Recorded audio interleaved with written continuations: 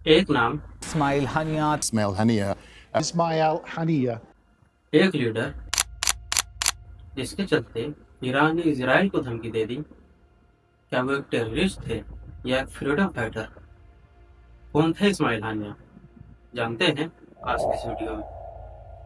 कहानी की शुरुआत होती है 1948 से, जब अरब इजराइल वार हो रहे थे, जिसमें लगभग 7 लाख से ज्यादा अरब फैमिलीज बेघर हुए थे। उन्हें अलशाती नाम के एक रेफ्यूजी कैंप में रखा गया था और वहीं पे इस्माइल हानिया पैदा हुए थे। यूएन के द्वारा चलाए गए स्कूल में अपनी स्कूलिंग कंप्लीट करते हैं और फिर 1981 में गाजा के एक इस्लामिक यूनिवर्सिटी में अरबिक लिटरेचर में अपनी डिग्री हासिल करते हैं और वहीं से उनकी पॉलिटिकल जर्नी स्टार्ट होती है। फर्स्ट इंतिफादा के टाइम 1988 में हमास का फॉर्मेशन होता है और इस्माइल हानिया सबसे यंगेस्ट फाउंडिंग मेंबर्स में से एक थे।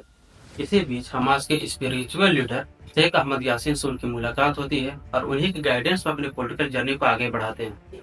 उनकी पॉलिटिकल जर्नी में ट्विस्ट तो तब आता है जब 1988 में इजरायली अथॉरिटीज ने उनको 6 मंथ के लिए जेल में डाल दिया, क्योंकि उनका रोल फर्स्ट इंतिफादा में था।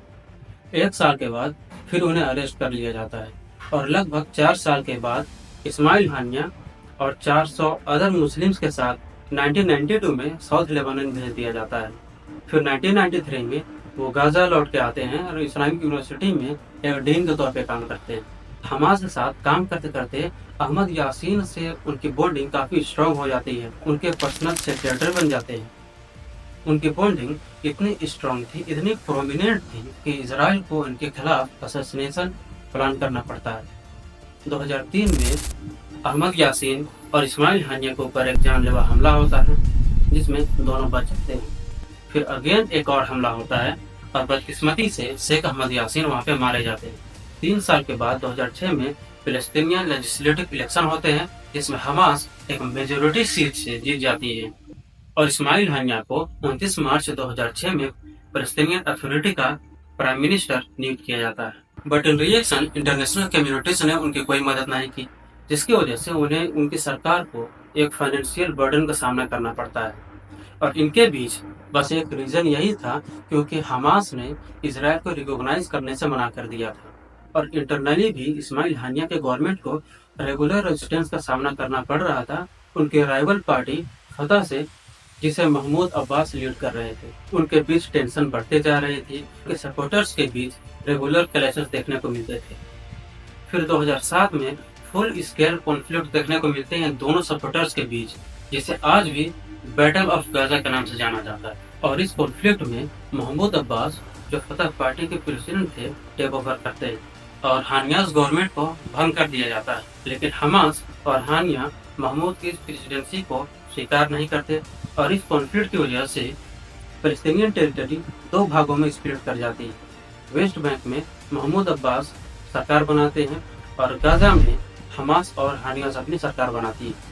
फिर 2011 में हानिया ने अपनी डिप्लोमेसी से 1000 फिलिस्तीनियन प्रिजनर्स को इजराइल से रिहा करवाया। बेसिकली यह एक एक्सचेंज था इजरायली सोल्जर गिलाड शलीद के बदले, और जिसकी वजह से हमास में उनकी इमेज बहुत स्ट्रांग हो जाती है। फिर 2014 में इजराइल के साथ वार के टाइम हानिया ने प्राइम मिनिस्टर पद से रिजाइन कर दिया ताकि हमास और फतह पार्टी एक साथ काम कर सके, एक यूनिटी गवर्नमेंट के तौर पर। और फिर 2017 में chief of Hamas political bureau के तौर पे काम करते हैं। फिर 2 साल के बाद दिसंबर 2019 में इस्माइल हानिया टर्की चले जाते हैं ताकि हमास को इंटरनेशनली रिप्रेजेंट कर सके। इजराइल हमास कॉन्फ्लिक्ट जब फिर से शुरू हुई, जब इजराइल ने जेनोसाइड शुरू की, तो फिर इजराइल ने एक एयर स्ट्राइक में हानिया के 7 फैमिली मेंबर्स को जान से मार दिया।